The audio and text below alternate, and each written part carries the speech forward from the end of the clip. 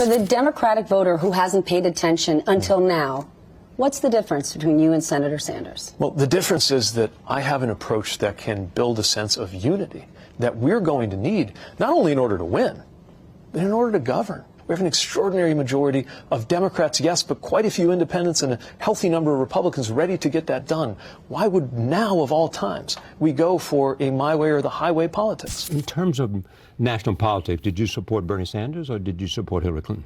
I supported Hillary Clinton. I worked very hard to do what I could to get her elected in the general election against Donald Trump. I also, when I was a high school student, noticed Bernie Sanders. Actually, at the time, I was looking for a subject to write an essay for the Profiles in Courage essay contest, and he was kind of a I won with this essay that I wrote about then Congressman Sanders. So I've always admired him as well. And because he was a socialist, or because he said what he meant. He meant what he said, and a democratic socialist. While being very clear in his political values, he was actually pretty successful in working with people across the aisle. And I think that's a message that certainly has played out in my lifetime. Whether you look at Paul Wellstone, who votes against the Iraq War on the eve of his reelection in a state where the war is popular.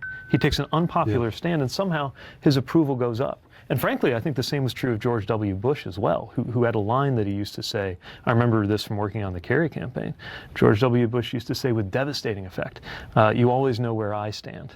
And he said it in a way that suggested you couldn't say the same of his opponent.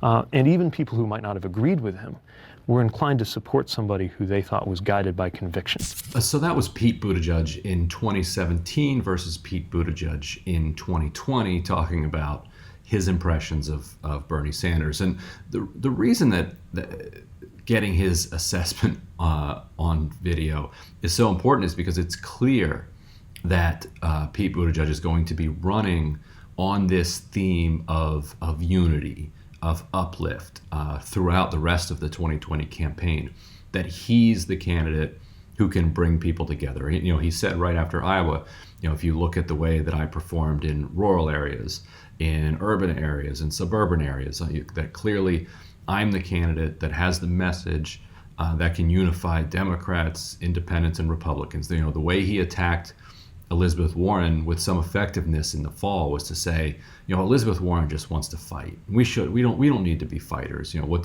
The fight is not what's important. What's on the other side is what's important, which is ridiculous, because how are you going to get to the other side without fighting? Mitch McConnell, Republicans, corporate Democrats are not going to just lay down, and hand over a better world to you. The only thing you can do is to take it.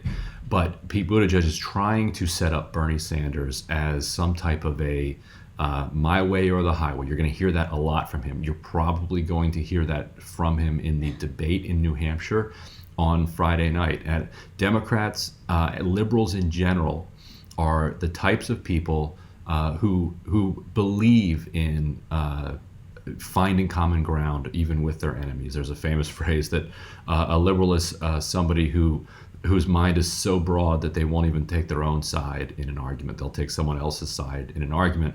Buttigieg has sized up liberals. To his credit, he understands the electorate that he's trying to win over, and so he's trying to appeal directly to that. Now, the problem for him is that Bernie Sanders is not actually the kind of radical, burn it down, recalcitrant type of politician that Buttigieg is claiming him to be. Now, Sanders' rhetoric of a political revolution could lead some people to believe that. Some of his more strident supporters online might actually believe or want to believe that that's who Sanders is. But as Buttigieg said in 2017, that's not really who Sanders was as a legislator. He lays out firm values and then legislates from there, but has been willing to compromise throughout his career. You can't be a mayor without compromising, and you can't be the quote-unquote king of amendments, as Rolling Stone described him in an article about his congressional career, where he passed more amendments with Republican support than any other member of Congress. You can't reform the VA with John McCain if you're a my way or the highway kind of politician. Now, for his own particular reasons, Bernie Sanders doesn't play that up, but I suspect you're going to kind of see him talking more about that side of him as he gets closer to being an actual general election nominee. And we might even see the clip that you just saw in a Bernie Sanders ad coming near you.